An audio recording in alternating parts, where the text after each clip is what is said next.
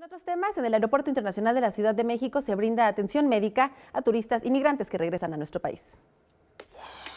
Alrededor de 500 connacionales deportados arriban al Aeropuerto Internacional de la Ciudad de México cada semana.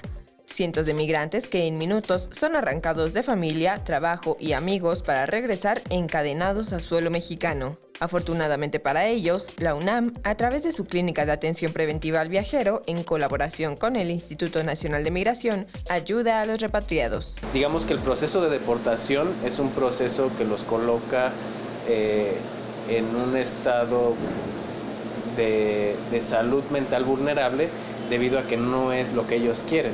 Ellos estaban viviendo un sueño, el sueño americano por el cual pagaron, por el cual lucharon para estar allá y de repente son extraídos.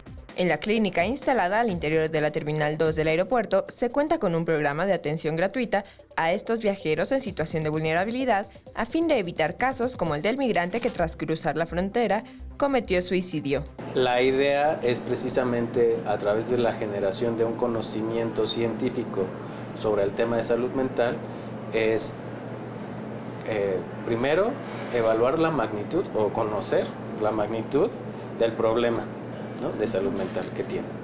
Conocer cuáles son los factores que están influyendo y como tercer paso pues es proponer políticas de salud que puedan llegar a influir en el apoyo. Con imágenes de Sergio Villanueva, Andrea Díaz, 21 Noticias.